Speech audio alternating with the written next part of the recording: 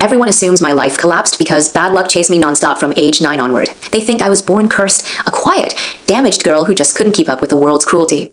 No one bothered to dig deeper until Lucas Hale handed me every piece of proof that my entire lifelong suffering wasn't random misfortune. It was a decades-long, calculated conspiracy woven together by my own blood family, led by my cousin Zoe Carter, the golden Harvard law prodigy who stole my identity, my fortune, my mentor, and my youth before locking me away in a psychiatric facility to rot for over 20 years. This isn't a sad victim memoir. This is the full, unfiltered breakdown of how every single person who exploited, abused, and destroyed me paid their irreversible price, twice over, across 2 separate timelines, the original hellscape where I was broken and discarded, and the second chance I fought to seize, where every manipulator's deepest fears and ugliest secrets unraveled one after another in perfect, brutal karmic order. I'm Lila Shaw, and I lost both my parents in a fatal highway collision when I was only 9 years old. Their life insurance payout, their family home, every asset they left behind legally belonged solely to me, but my maternal uncle Robert Carter and his wife Martha, my appointed legal guardians, stole every cent before my parents' funeral even concluded. That theft was the very first brick laid in the prison they built for me, with Zoe and my male cousin Tyler as their eager, violent enforcers. Martha hated me from the second I crossed their threshold. Her core psychological flaw was toxic comparison syndrome. She'd spent her entire adulthood bitter that my mother, her younger sister, had married a stable, high-earning engineer who owned their own home outright, while Martha was stuck with Robert's dead-end warehouse salary and a cramped, run-down suburban rental house she could never afford to upgrade. To cope with her inferiority complex, Martha projected all her resentment onto me, using me as a living scapegoat to make her own children, Zoe and Tyler, feel superior by contrast. Zoe's hatred stemmed from primal childhood envy. Even at 9 years old, she recognized that I held 2 life-changing assets she could never claim on her own, a substantial trust fund from my late parents, and the genuine, gentle warmth strangers gravitated toward in me, a quiet authenticity Zoe lacked entirely. Zoe was a textbook malignant narcissist. She required constant admiration, social status, and unchallenged dominance over anyone in her orbit, and my mere existence threatened her self-delusion that she was the family's only worthy, special child. Tyler's cruelty was rooted in learned toxic masculinity and a desperate need for his mother's validation. Martha rewarded his bullying of me with extra screen time, fast food treats, and praise for standing up for the family, so he framed tormenting me as a way to earn parental love. He specialized in framing me for theft, vandalism, and lying, knowing Martha would never investigate his false accusations before beating or punishing me.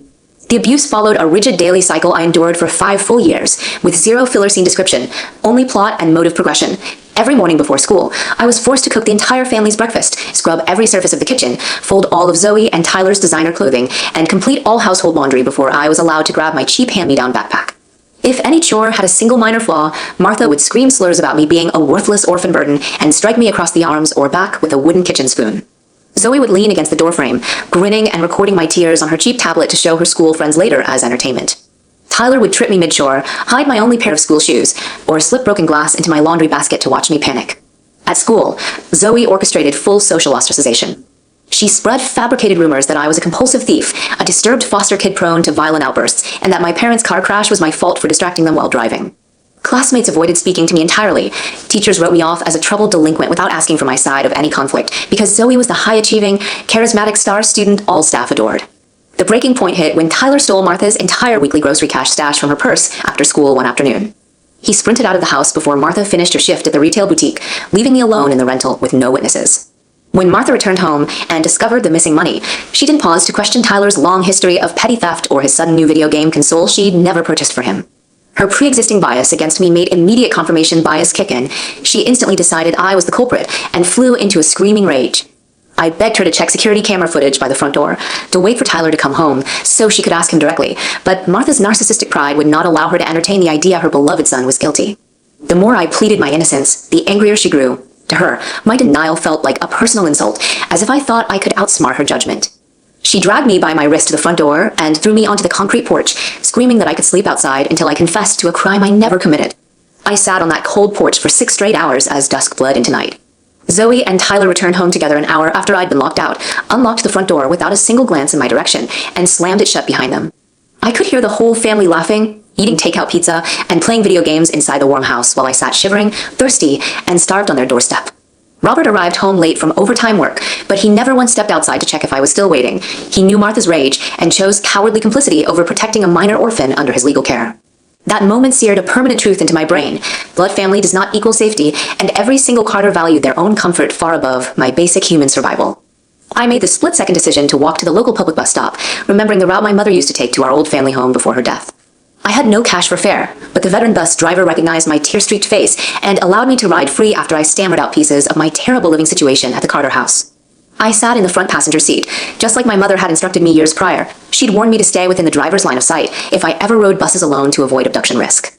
Midway through the ride, a soft-spoken woman slid into the empty seat beside me. Alyssa Hale, a licensed family law attorney drowning under her own crippling personal grief, yet still overflowing with compassionate empathy for vulnerable children trapped in broken guardian homes. We struck up quiet conversation for the rest of the route, and for the first time since my parents died, an adult listened to me without judgment or immediate dismissal. Before we parted ways at my old neighborhood stop, Alyssa pressed her professional business card into my palm, scribbled her personal cell phone number on the back, and invited me to meet her at a community amusement park that weekend if my guardians permitted it. She promised to buy me snacks, ride all the roller coasters with me, and simply let me be a kid without endless chores or verbal abuse for one full day. I clutched that thin card tight inside my jacket pocket like a lifeline. I stood outside my empty childhood house for hours, staring through the windows at the unfamiliar new family living inside the space that used to hold every happy memory I owned, until local police responded to a concerned neighbor's call about a lone miner lingering after dark. Officers drove me back to the Carter residence, where Martha only spared me a venomous glare before storming off to bed, and Zoe immediately began plotting to sabotage my new connection to Alyssa. She could sense this lawyer represented a path out of the prison Martha and Robert had built for me, and she refused to let me escape a life where I existed solely to make her look superior. 3 days after the police brought me home, Zoe snuck into my bedroom while I was completing Martha's mandatory evening dishwashing chore and rummaged through every pocket of my jacket until she found Alyssa's business card tucked inside the lining. Pure, unfiltered envy consumed her as she read the attorney's name and credentials. Alyssa was wealthy, educated, respected, and had the legal power to strip the Carters of their guardianship over me, seize the stolen life insurance funds, and pull me completely out of Zoe's reach. Zoe crafted a manipulative lie designed to trigger Alyssa's deepest emotional vulnerability. She dialed the personal cell number scribbled on the card, impersonated my voice as best she could, and tearfully claimed I'd had a violent falling out with Alyssa and refused to ever meet her at the amusement park that weekend. She added fabricated details about Martha threatening to cut all contact between me and Alyssa permanently if the lawyer showed up unannounced, counting on Alyssa's guilt and desperate desire to help me to cloud her judgment. Alyssa carried heavy unresolved trauma that made her susceptible to Zoe's gaslighting lies, context Lucas later revealed to me decades later when he uncovered his mother's private journal archives. Years before meeting me, Alyssa had fallen in love with Eric Lin, a wealthy Taiwanese venture capitalist who'd lied about being divorced when they began their affair. She birthed Lucas, Eric's only biological son, only to discover Eric maintained multiple secret mistresses and illegitimate daughters scattered across major North American cities. Eric's family seized Lucas and brought him back to Taiwan indefinitely, leaving Alyssa with limited, supervised yearly visitation rights and minimal financial stability as a newly licensed entry-level attorney with a tiny caseload. Trapped between endless longing for her son and the agony of realizing she'd been manipulated by a wealthy liar, Alyssa fell into crippling clinical depression. When she met me that day on the bus, she latched onto our bond as a rare source of hope and purpose. Rescuing me from the Carter household gave her a reason to push through her own suicidal despair. Zoe's fake phone call claiming I'd rejected her help shattered that fragile sense of hope instantly. Alyssa assumed she'd somehow traumatized me and rushed her sedan to drive straight to the Carter house to beg for a chance to make amends, too distraught to check if the voice on the phone had truly belonged to me. In her panicked, distracted state, Alyssa ran a red light on a rural highway intersection and collided head-on with an 18-wheeler transport truck. Emergency responders pulled her unconscious body from the wreckage alive, but Eric Lin flew back to Taiwan with her comatose form rather than letting local medical staff treat her stateside. Zoe's jealous, impulsive prank didn't just ruin my chance at freedom, it set a death sentence for the only adult who'd ever cared about my well-being. Months later, Alyssa passed away from irreversible brain damage while trapped in a medically induced coma on Taiwanese hospital grounds, never getting the opportunity to fulfill her core life goal, pulling me out of the Carter family's abuse for good. The Carters had every detail of Alyssa's accident and death from me entirely. That same autumn, Martha announced a distant, anonymous, wealthy benefactor had offered Zoe a fully funded 9-year overseas study program in Taiwan, complete with elite private boarding school education and unlimited financial support. I believed the fabricated backstory without question, unaware the benefactor was Eric Lin, who'd sent representatives to the Carter home after reading Alyssa's final journal entries detailing her desperate wish to adopt me and raise me in Taiwan. Eric's agents arrived to collect me as Alyssa's intended ward, but Zoe, Martha, and Robert conspired to swap identities at the last minute, sending Zoe in my place with falsified paperwork before the agents could verify my legal identity documents. Digital photo ID systems were not universal in our region at that time, creating the perfect loophole for their fraud.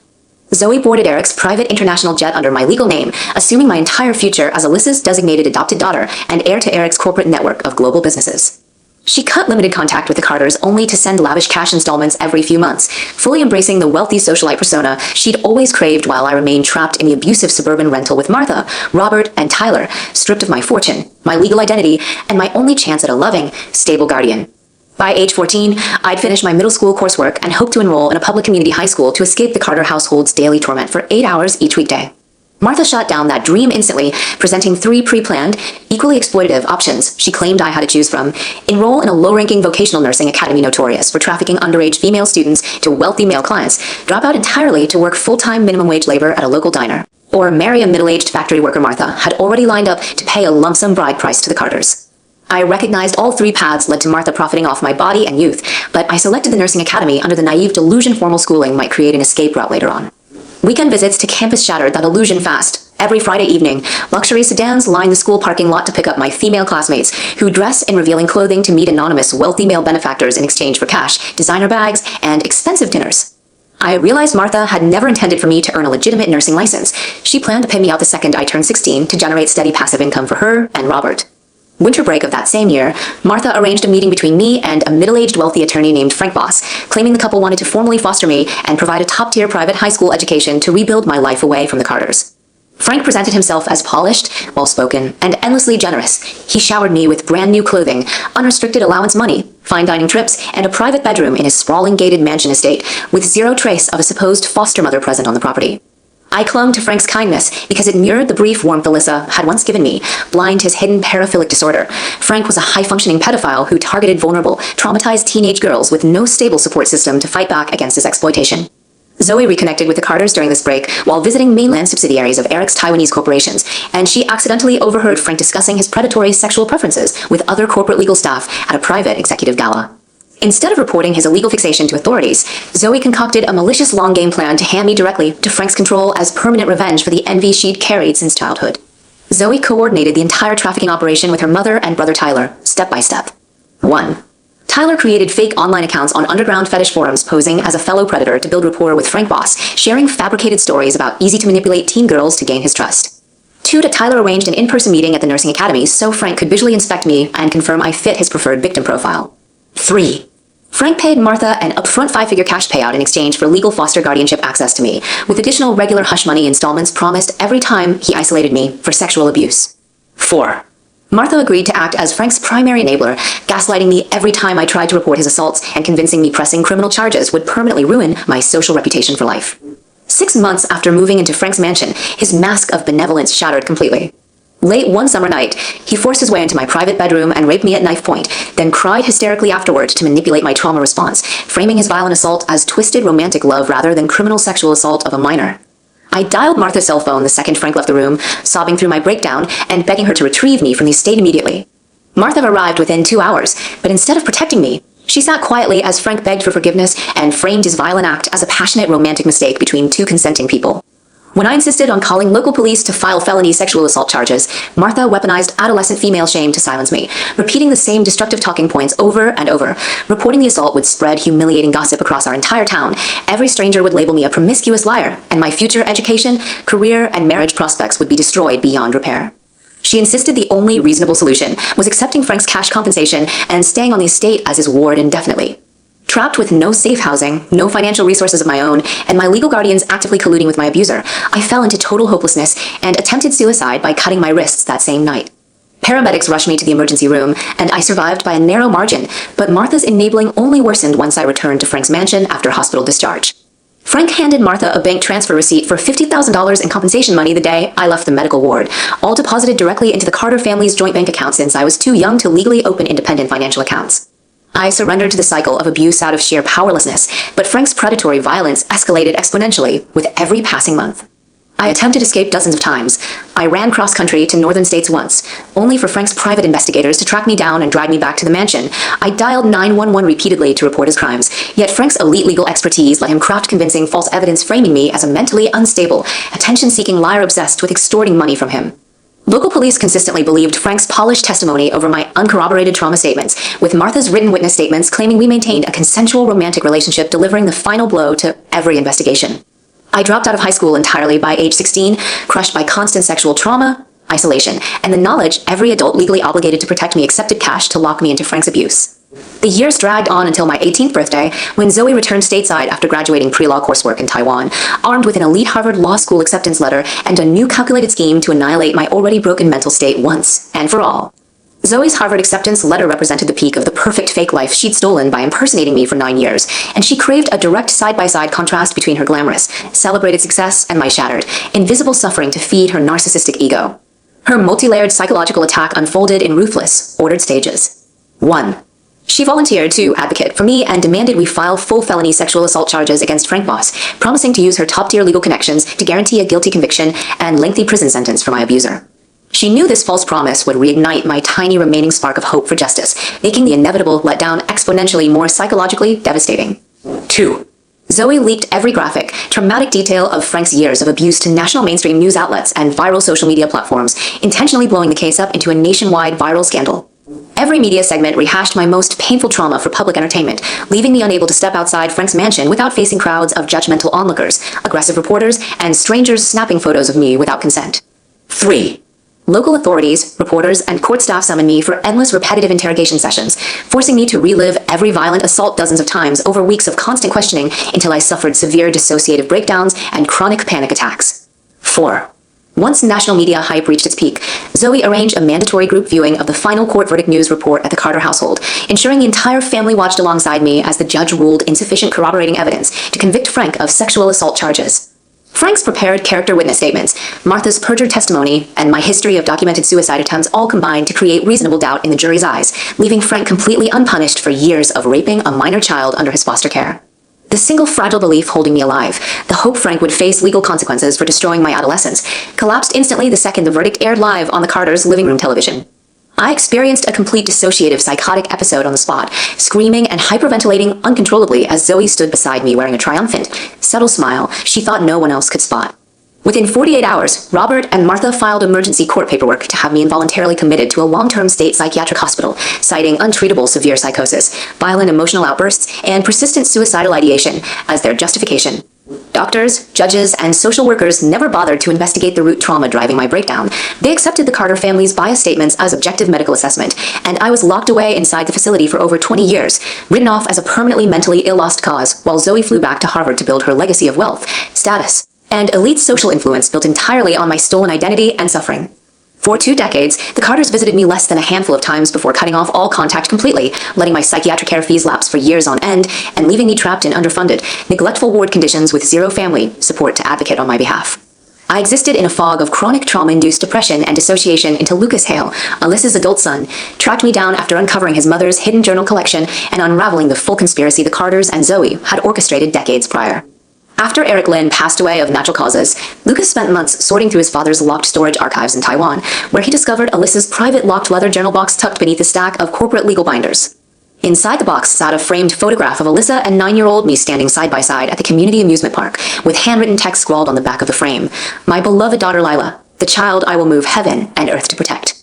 Lucas immediately recognized the discrepancy. His father's records listed Zoe as Alyssa's designated adopted ward, not the girl pictured alongside his mother in the photo.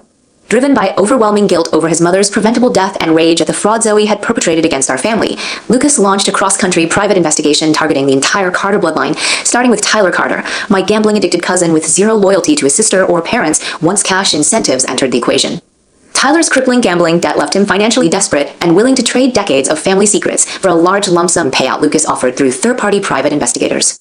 Over multiple recorded interview sessions, Tyler confessed every individual crime the family had committed in chronological order, stealing my parents' 6-figure life insurance payout and family home deed after their fatal collision, physically and emotionally abusing me throughout my childhood as a scapegoat for Martha's resentment, Zoe's fraudulent identity swap to steal Alyssa's Taiwanese inheritance, and Eric Lin's corporate wealth, the coordinated scheme to hand me over to predatory attorney Frank Voss for recurring hush money payouts, Zoe's intentional media exploitation of my sexual trauma to trigger my psychotic breakdown and secure my psychiatric institutionalization, Martha's repeated perjury during Frank's sexual assault criminal investigation that directly led to his acquittal.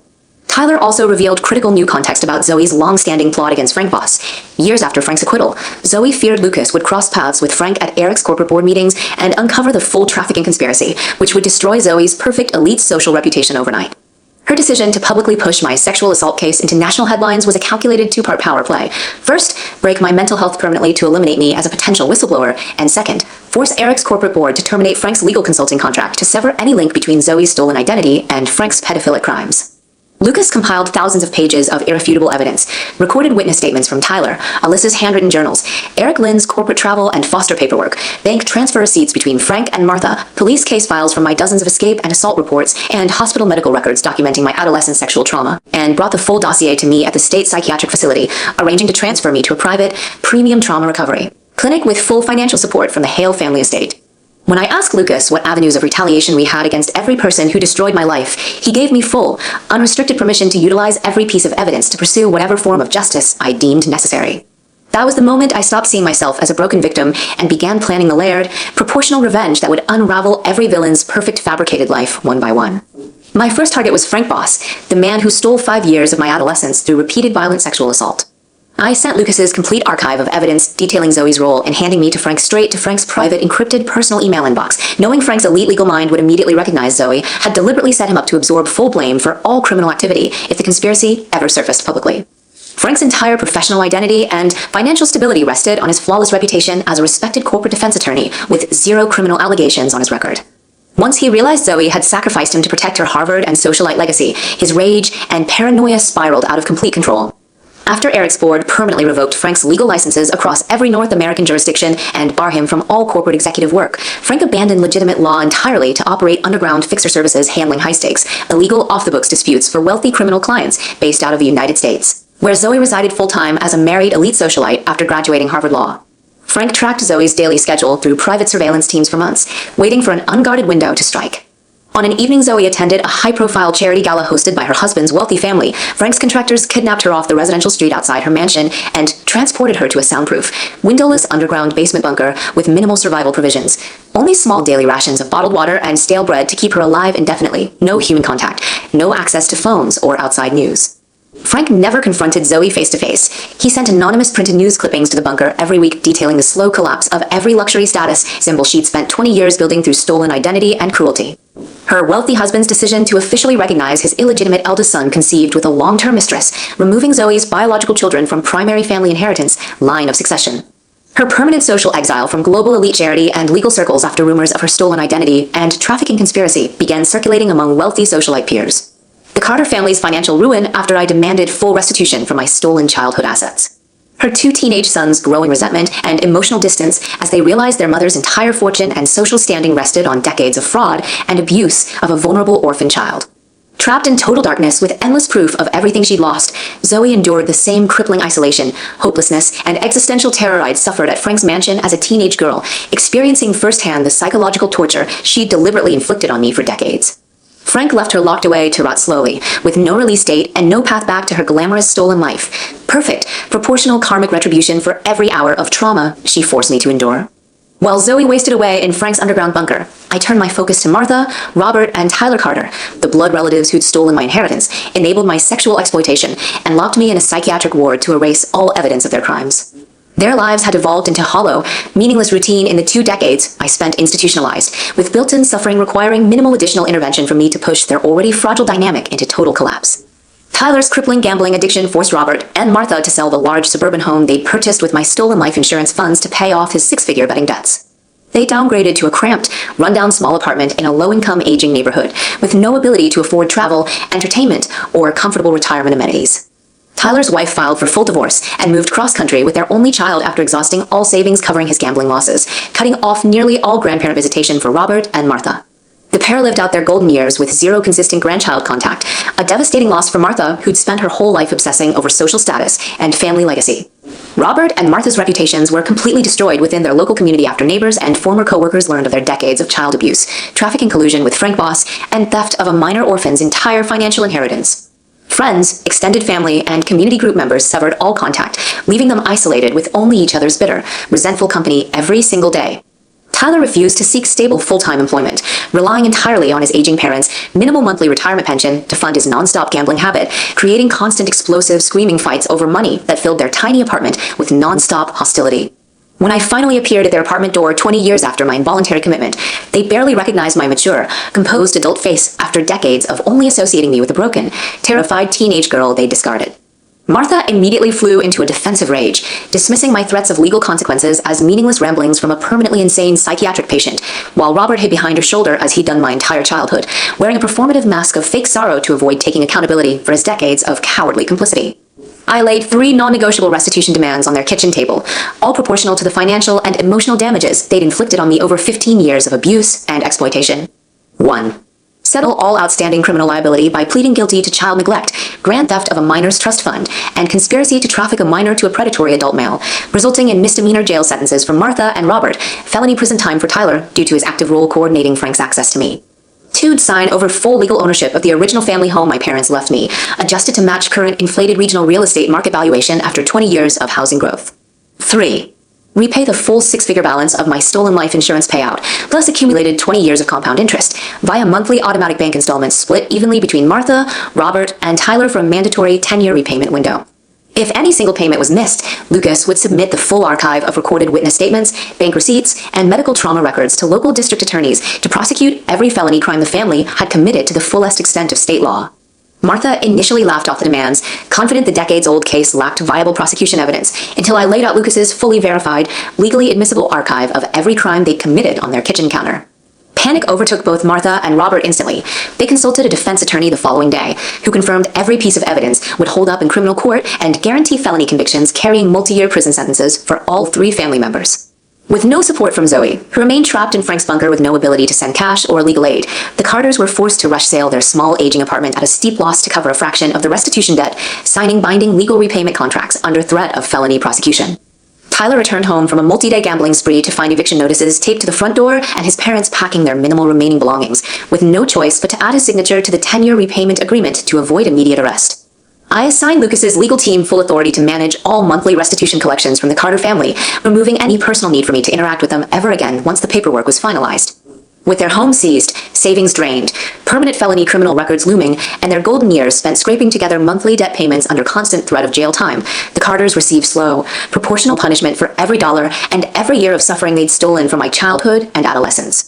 The final, cathartic centerpiece of my story, the alternate timeline where I seized a single critical day to rewrite my entire fate, eliminating decades of trauma before they ever unfolded, is the primary emotional payoff designed to resonate with YouTube viewers craving satisfying, earned happy endings after hours of brutal villain backstory. This reset arc adheres strictly to human psychology. Small, decisive early action creates cascading positive ripple effects that dismantle every antagonist's malicious scheme at its root origin point. The reset begins on June 30th, the exact day 9-year-old me first met Alyssa on the public bus after Martha falsely accused me of theft and locked me out of the Carter home. I retain full memories of every horrific event from the original trauma timeline, granting me complete foreknowledge of every villain's hidden motives, planned crimes, and critical exploitable weaknesses before they can act on them. When Zoe attempts to sneak into my jacket pocket to steal Alyssa's business card the morning after police return me to the Carter house, I preempt her scheme by dressing fully before she wakes up, tucking the laminated card securely inside my bra, where she cannot physically reach it without a violent confrontation she refuses to risk with Martha nearby. While Martha leaves for her retail shift and Robert remains asleep after a late overtime work shift, I sneak into Robert's bedroom and wake him while he's still half asleep, tearfully begging for $10 of pocket money with an emotional performance he cannot refuse in his groggy, guilt-prone state. With the cash Robert hands over, I walk to the neighborhood public payphone booth and dial Alyssa's personal cell number before Zoe can sabotage our communication. I skip the planned amusement park meetup and beg Alyssa to visit my parents' old vacant family address instead, explaining I hold life or death critical information about my guardian's theft of my inheritance and their plan to let Zoe steal my legal identity to travel to Taiwan under my name. Alyssa arrives at the old house within 30 minutes, and I pour out every detail of the Carter family's abuse, theft of my life insurance funds, and Zoe's pre-plotted identity fraud scheme. Moved by my courage and terrified of the harm the Carters intend to inflict long-term, Alyssa leverages her connections with Eric Lynn and local municipal social services to launch an immediate formal investigation into the Carter household's guardianship misconduct. Social workers and child protective services conduct unannounced home visits to interview my school teachers, neighborhood witnesses, and classmates about Zoe's coordinated bullying campaign against me, collecting dozens of signed witness statements documenting years of emotional and physical abuse at Martha and Robert's hands. Alyssa files emergency court petitions to transfer my legal guardianship away from the Carters to the local municipal children's committee, alongside a civil lawsuit demanding full repayment of my parents' stolen life insurance trust fund with accumulated interest. While the court process unfolds, Alyssa moves me into a safe temporary foster housing facility separate from the Carters, eliminating all opportunity for Zoe to swap identities with me when Eric Lynn's Taiwanese representatives arrive to collect Alyssa's designated ward months later. The judge issues a binding formal ruling granting me sole legal ownership of my parents' family home and full control over my trust fund, permanently stripping Robert and Martha of any financial or legal authority over my assets. The loss of my stolen fortune and guardianship sends the entire Carter family into bitter, infighting chaos, with each member blaming one another for their sudden financial ruin. Tyler, already prone to violent outbursts and gang-adjacent social circles, gets drawn into a fatal large-scale street brawl months after we lose the court case. Witness testimony and physical evidence at the scene lead to his conviction for second-degree murder. He receives a 10-year juvenile adult blended prison sentence, permanently ruining his life before he can coordinate Frank Voss's trafficking scheme against me years later. Deprived of the steady stream of hush money income they would have earned selling me to Frank Voss, Martha and Robert can no longer afford their suburban rental home, forced to take exhausting minimum-wage manual labor jobs across separate cities to scrape by, with constant public shaming from neighbors aware of their child abuse and trust fund theft convictions. Zoe's school peers and teachers learn of her coordinated childhood bullying and attempted identity fraud after Child Protective Services files are shared with the school administration, triggering full social ostracization and disciplinary academic probation. She drops out of pre-college coursework to enroll in the low-ranking vocational nursing academy she originally planned to force me into, falling into the same cycle of exploitation by wealthy male clients she designed for me in the original trauma timeline, with no Harvard scholarship or Taiwanese inheritance to rescue her from the consequences of her own toxic envy and malice. Parallel to dismantling the Carter family's conspiracy, I share every detail I learn about Frank Voss's hidden pedophilic trafficking network with Alyssa, who launches a formal multi-state criminal investigation into his underground operation using her corporate legal resources and Eric Lynn's financial backing. Undercover law enforcement agents infiltrate Frank's private estate and underground client rings, collecting hard physical evidence of his decades of minor sexual exploitation and human trafficking operations. Law enforcement arrests Frank with dozens of underage victim witnesses and irrefutable forensic proof, securing a permanent lengthy federal prison sentence with zero chance of early parole, eliminating him as a predatory threat permanently before he can harm a single teenage girl. 3 years after rescuing myself from the Carter household's abuse cycle, Alyssa graduates top of her class from an elite international law doctoral program, ascending to a senior executive board position within Eric Lynn's global corporate network, taking Frank Voss's vacated legal consulting role and using her authority to fund nationwide youth advocacy programs for abused orphan minors trapped in exploitative guardian homes. We maintain consistent close contact through handwritten letters and monthly in-person visits, building a permanent mother-daughter bond without formal legal adoption paperwork, both free of the crippling trauma that defined our original timeline. In this reset reality, every villain suffers proportional, self-inflicted ruin without requiring me to resort to violent retaliation. Their own greed, envy, and criminal choices unravel their lives organically through legal accountability and social consequence, while Alyssa and I build a life centered on advocacy, stability, and mutual healing, devoting our combined financial and legal resources to rescuing dozens of vulnerable teenage girls from abusive guardian households before exploitation, or trauma can destroy their futures. Two vastly separate versions of my life exist side by side in my memory, one where I was broken, stolen from, and discarded by blood family consumed by envy and greed, and one single pivotal day where a small, brave choice let me rewrite every dark chapter before it began. The core truth both timelines reinforce remains identical. Wealth, status, and social admiration built on stolen suffering and exploitation can never sustain long-term happiness. Every person who preys on vulnerable children to feed their own narcissistic inferiority complexes will eventually face irreversible karmic collapse, whether through slow decades-long retribution or immediate legal accountability rooted in their own unmasked crimes. I don't carry unending rage anymore, not after watching every single person who destroyed my adolescence lose every fake luxury, power, and status symbol they spent their lives hoarding at my expense. True victory isn't inflicting pain back onto those who hurt you. It's reclaiming your stolen identity, your financial security, and your peace of mind, then using the strength you gained through surviving unthinkable cruelty to protect other vulnerable people from walking the same path of trauma you endured. Alyssa taught me that giving compassion and advocacy to others carries far more lasting power than endless cycles of retaliation, and that lesson is the ultimate happy ending no amount of Zoe's stolen Harvard prestige or Frank's elite wealth could ever take away from me.